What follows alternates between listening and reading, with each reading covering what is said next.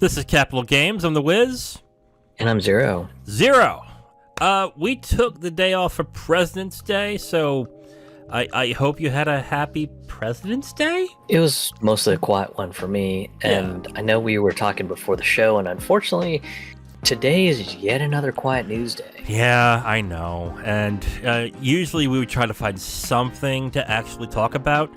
And then we remembered a little old segment we used to do every episode of the podcast. And as such, we've decided to just do this. So, Zero, I have a question for you. All right, there we go. Hey, welcome back. Okay. So, I came up with this question, just out of the blue. And I'm thinking, if there's something that gamers nowadays do not like, it is the live service games. And the reason why they don't like it right now is because a lot of games are becoming live services when they really didn't need to be. Perfect example is Marvel's Avengers from Square Enix. Did that have to be a live service game? No, not really. Did Babylon's Fall? No, not at all. But that doesn't mean the live service is inherently a bad idea. So the question I have for you, Zero, is this. What game or game series or game type do you think would make a good live service game? This is probably going to get a lot of people's goat, and I fully expect it to. But I could easily see if Nintendo and the Pokemon Company in general were to take very, very good care of it. A live service Pokemon could definitely be something I could see a lot of people getting into as long as it was done correctly. Aren't the last two technically live service Pokemon games? Or what exactly do you have in mind as to what you would qualify as a live service game? We're talking something on the scale of like an MMO. Okay. So just like constantly revolving events, custom raid events, kind of like what you see with Pokemon Scarlet and Violet right now. Just things like that. But with the fact that everyone sort of lives in all sorts of different regions, I could see something like the servers being international, but the billing being based on your local area, and then the game using your local billing information to kind of generate your region's worth of Pokemon and everything. Okay. So basically, the trading becomes sort of like an international cooperative effort that you're going to have to kind of cooperate with other players in other countries to complete your Pokedex if that's kind of your motivation to play Pokemon or something. And maybe populate the local wildlife with that traded Pokemon you got from another area by, I don't know, like making eggs of the Pokemon and releasing them into the wild so that maybe others can be able to populate in that area. Maybe that's an interesting fact that we could possibly work with that. Yeah, and then because everyone loves to dress up their characters in the more modern Pokemon games as of last 5 to 10 years, I could easily see Nintendo and the Pokemon Company as a whole just setting up something where you can just basically buy credits to buy like different sets of outfits or something. So you like the school kid aesthetic, then bam, for $10 you can get the entire school kid ensemble. I agree in some aspects with what you're saying here. I think the Pokemon brand would actually do well with a live service game, a true live service game, where maybe it's a free-to-play game, or it's a game that's supposed to last like 5, 6, 7 years. Where you can get your Pokemon, train them, and do things like that in that game. I think turn-based RPGs would actually fit really well in the live service and live services, because you can have this built-in world. The difficulty is very subjective. I forgot what developer said this. I think it might have been Miyamoto. But what he liked about RPGs is that anyone can play them. And the reason why is all they'd have to do, if they're having a hard time getting through one area, all they gotta do is do more battles, and then they can steamroll that boss, and then they'd be set. The difficulty is not as bad in RPGs. Mostly. There are some that are purposely difficult, of course. But there is that chance to get more people involved in those games. So I do agree with the type of game that you're saying. I'm going to go out on a limb and piss off more people and say I think Persona would actually be a good type of game that might work as a live service. You have this world, you have all this music in there as well, and then you can be constantly updated with stories in the game, and with the ability to grind and get certain weapons or certain persona that you would get and level that persona up to, I don't know, either evolve, or if you want to take things from Shin Megami Tensei and say, I don't know, I got this rare persona and this other persona and mix them together into this hyper persona that is even more powerful and do it that way. You have a lot of options there that I think could work, especially in the world of Persona. I think that would look really well in that as well. But I think turn-based RPGs, especially JRPGs, I think could have a renaissance if they give that a shot in the turn, and basically make it just like the actual RPGs that they would do that. Because I know a lot of the RPGs that the Japanese companies have done aren't turn-based, correct? They're the MMO style where you're pressing a button and then every 3 seconds they're attacking, and every 3 seconds they're attacking. Isn't Dragon Quest X the same way? No, well, I think Dragon Quest X is a turn-based RPG, but even though it's an MMO, it's just got turn-based mechanics and everything. But okay. Yeah, a lot of games in the JRPG space have been going kind of with the real-time combat MMO sort of thing. The Xenoblade Chronicles games are a great example of this, where you've got moves that have a cooldown, but your character will do an auto attack every couple of seconds or whatnot. Right.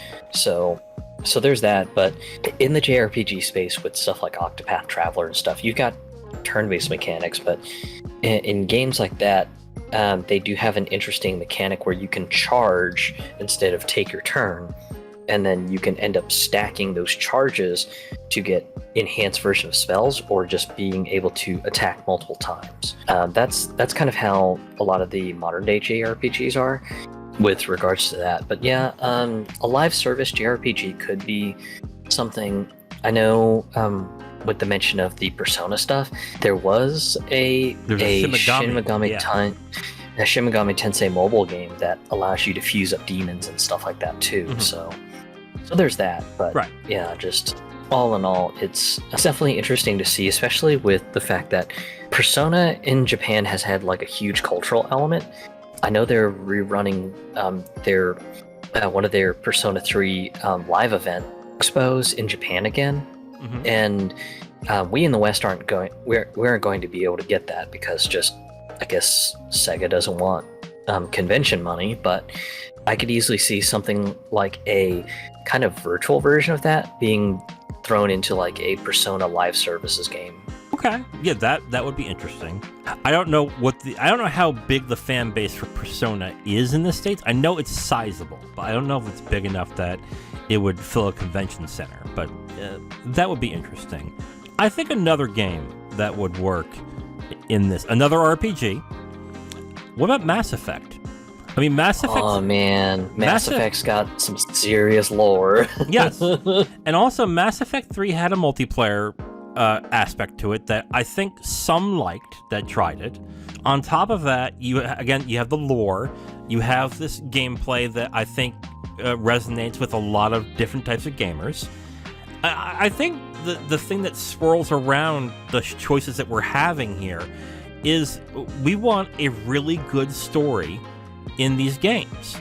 And for the most part, with a couple of exceptions, when it comes to live service games, the stories aren't that hot. They're not great. They're serviceable.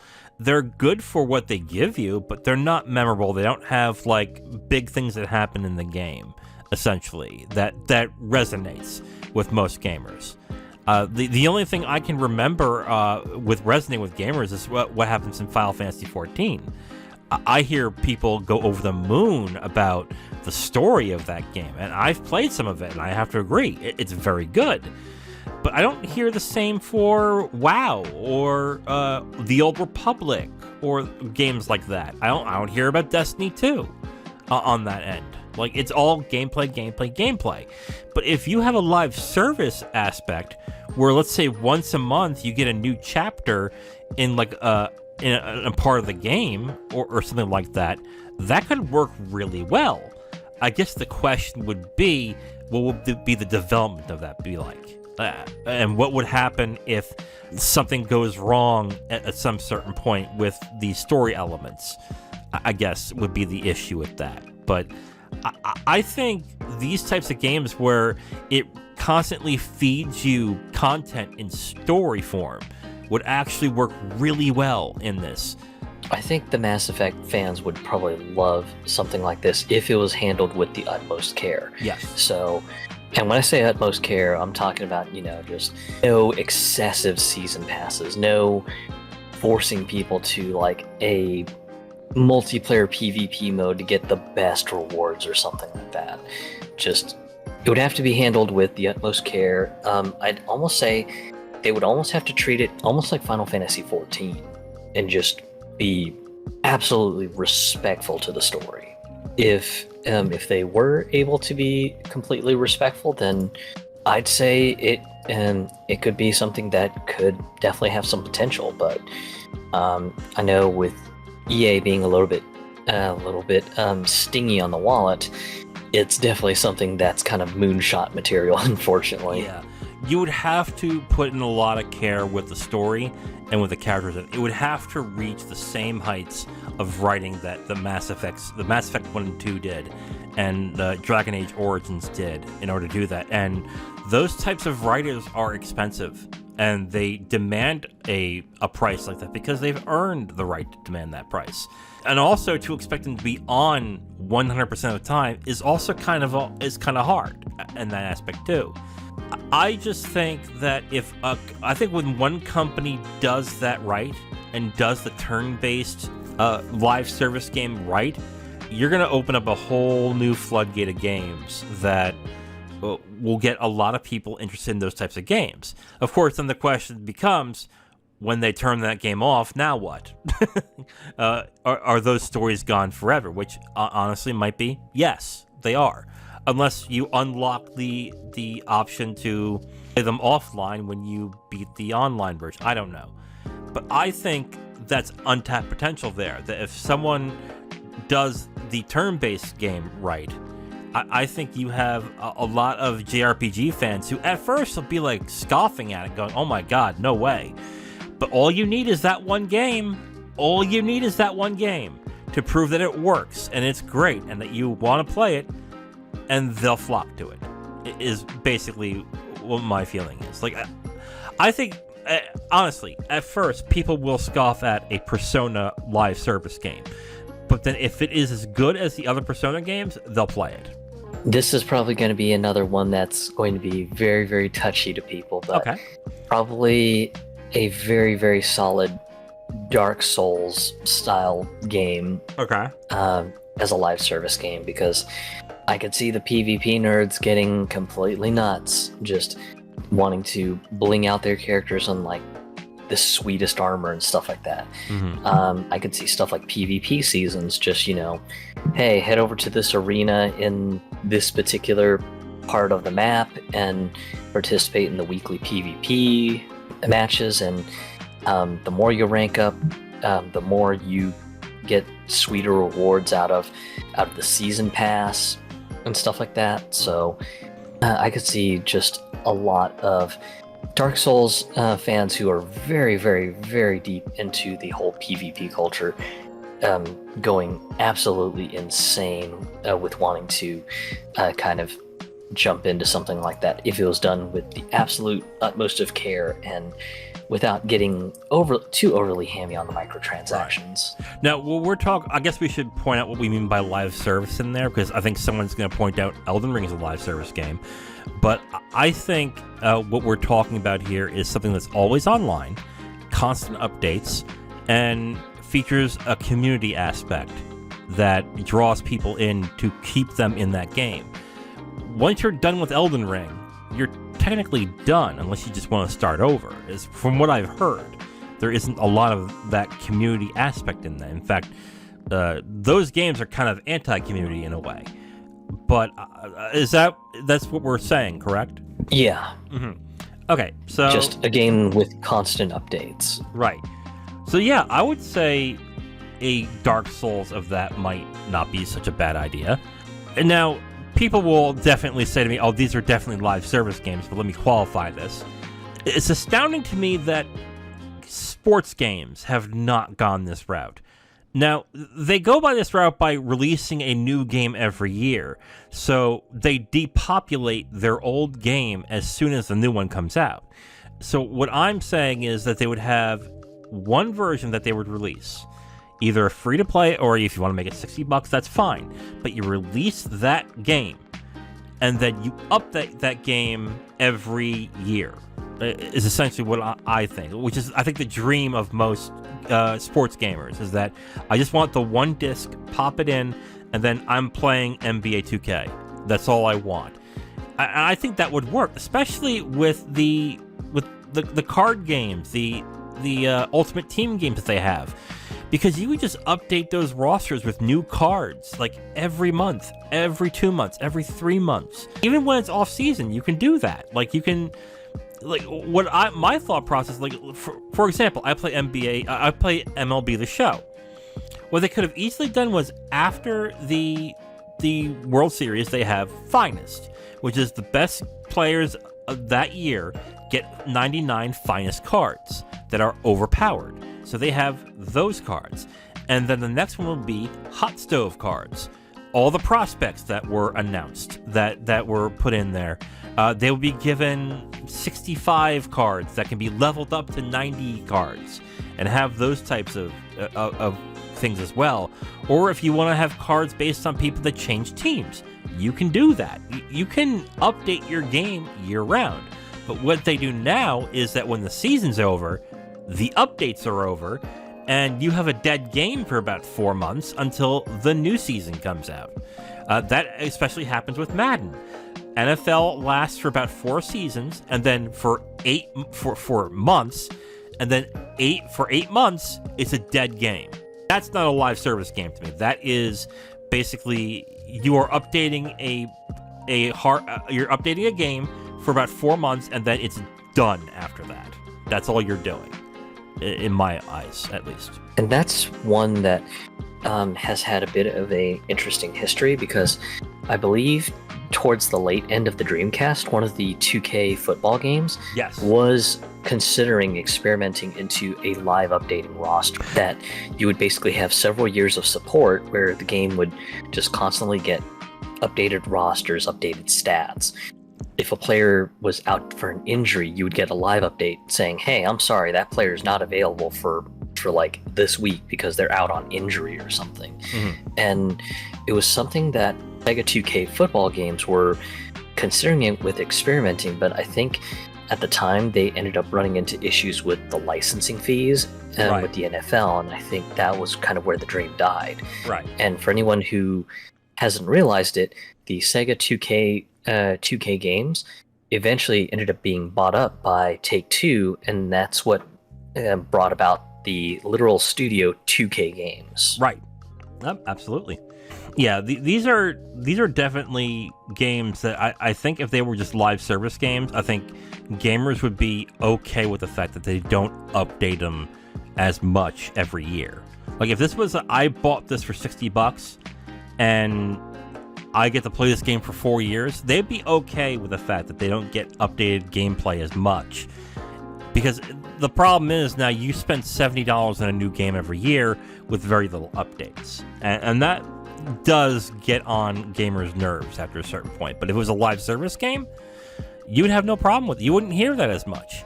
And you would get them more excited for the eventual new game that comes out. Like, look at Destiny 2. When Destiny 3 comes out, do you think it's going to sell like hotcakes? I think it will. Because when they see Destiny 3, they're like, oh my god, that's going to be a huge update. They're going to change so much stuff. And they'll get people more excited to buy that one disc. And of course, there's numerous ways to get people to spend more on those games. So let's not even kid ourselves. I think those would make some good live service games. It's kind of interesting, just sort of having a mental exercise on these, because I know the Pokemon one has come up so often, because every once in a while when a new Pokemon game for a Nintendo system comes out, you usually see all the random internet weirdos just coming out on to the forums going, man, I swear if Nintendo would just quit being a prude and just release a Pokemon game that was an MMO and it was on PC, they would make money like hotcakes. It's just like, well, yeah, duh, but, Nintendo being Nintendo, they want to also sell the hardware as a gateway drug so you can get into the other games. And I think the other thing that these people don't realize, too, with these MMOs as well, like, yeah, you're going to pay the $60, but you've also heard so many people complain about, oh, they're charging you more and more in the game as well. Are you willing to spend more money in the Pokemon game? Like, are you willing to do that? Because if you want the MMO, they're going to charge you for other things too, so be wary of that as well. I would love to have an MMO that is a Pokemon game, but in all fairness, I also know how much they're going to cost, and they probably would make a lot of money doing that, but now that we've seen the track record of what the 3D games look like with Pokemon and the Pokemon Company, are you sure you want that right now? Like, are you? Oh yeah, it's definitely kind of a monkey paw situation. Yeah. I would definitely want a Pokemon MMO and a Pokemon live service game, but as long as it's good. And that's the problem. And that's the problem right now with Mass Effect. We're relying on a BioWare that isn't BioWare really anymore. The old people that used to work there that made those fantastic stories are gone. They're not there. So if we got that BioWare MMO, if we got that Mass Effect live service game, would it really be to the standard of what it was? I'm not sure. So that's another thing we have to think about as well. Okay, well, that is it for this episode of Capital Games. Tomorrow is going to be the State of Play that's coming out from Sony. So we're going to cover that, and then Friday is going to be our weekly dividend. So check that out. Are you looking forward to anything on the State of Play Zero? Do you have a wish list of what you might hope to hear from it? Not really. I'm keeping my expectations as low as possible. Like we're talking right down in the garbage can sort of level. That's the best way to be. You can't be like me and hope there's going to be a new Ape Escape and be disappointed every time. So, yeah, that's probably the best way to be. So, anyway, tune in next time where we talk about the State of Play that happens on Thursday. I am the Wiz. And I'm Zero. And we'll talk to you next time. Bye. Thank you for checking out Capital Games, where we cover the business side of the video game industry. Please like, subscribe, and comment if you enjoyed the video. You can also subscribe to the podcast if you prefer to have it on your podcast feed. And check us out on our socials and email us if you have a question, comment, or suggestion. Thank you for watching and listening. We'll hear from you next time.